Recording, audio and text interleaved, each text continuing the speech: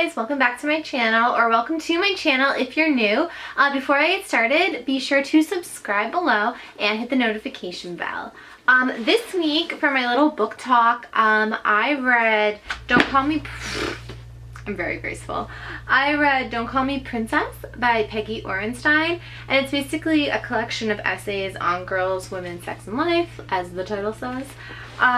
I guess I didn't realize when I picked this book up, like I thought that she maybe collected essays from a bunch of different people, and then I didn't realize until I was in it that these were just all articles that she had written at one point or another. And honestly, I was kind of like super disappointed in this book. Like, I actually read, I have it on my shelf here, here it is, Cinderella Ate My Daughter.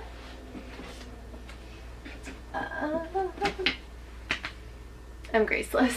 Here it is. I had this book that I read a long time ago now, but it's called Cinderella Ate My Daughter, and it's by the same author. And like, I was obsessed with this book. I thought it was so good, and so I was really excited to read her other book. And when I got into it, it was just like, I guess because this is just like all on one topic and it was cohesive, and this was just kind of a collection of things she's done throughout her entire career, that it just kind of felt like for example, like it was kind of in different sections about women. So one was like kind of articles she wrote about different women, and then like just like their journeys and stuff that they've had to deal with, and that was like kind of interesting. I guess like the only downside was I only knew like one person, and it was Miranda Crossgrove, and like everyone else was kind of like scientists or artists, and I like started reading about them and I was like, I know nothing about these people previously, so it was kind of a little bit strange to read about that. And then like the next section was kind of about like bodies, like what was it called?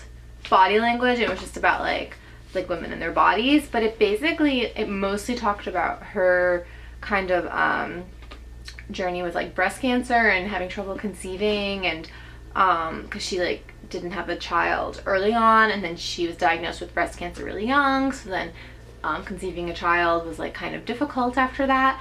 And honestly, like when I was reading it, it was like stressing me out so much. Like I was just like, oh my god, this is like, it's just, there's just so many issues with it, and I just got really stressed reading it. And like it was interesting to like hear her side, but there was so many articles about it, and a lot of the articles from different like stories she did like had a lot of repetitive information about her journey, and I found that a little bit dull.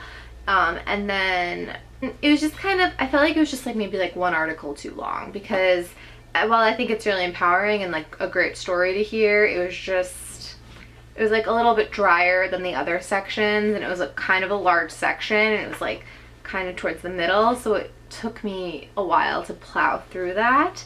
And then my favorite section was probably the last one, and it was basically talking about, hold on, it was just like basically articles about girls, and it kind of like, it had an excerpt from this, and it had other kind of articles similar to this book, but it was so short, and like it was towards the end, and that's when I was like really getting into it, and like I was like super into all those stories. So I don't know, like all in all, I mean, some of the essays resonated with me more than others. Like there was one essay about children.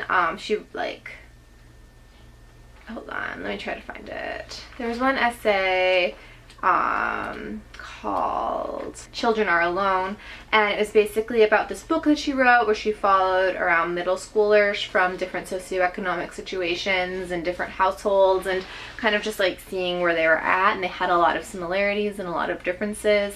And it was just like really interesting to kind of read more about these girls' lives. I really love that article a lot. And I wish there was like more like that. And then like there was this random article about how she went like dog sledding in the Arctic for like an article she had to write for work, and I thought that was really cute, and that's like something I'd love to do.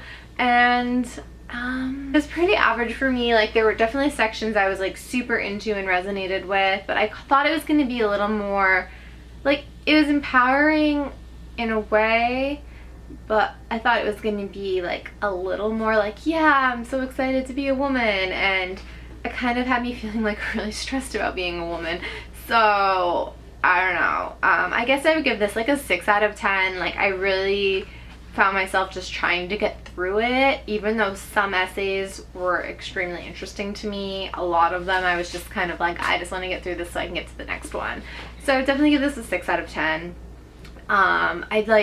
I was just super disappointed because I had just such high hopes from this book, but you know, what can you do? So this week I'm actually doing the booktubeathon. This week I'm actually doing the booktubeathon, and I have 7 books I'm trying to read within this week. I'll link the video I did about that below. Right now the book I'm reading is Breakfast at Tiffany's. I just started that. So, and it's also like a couple other short stories. But yeah, I'm really excited, and make sure you subscribe, and I'll see you guys for the next video.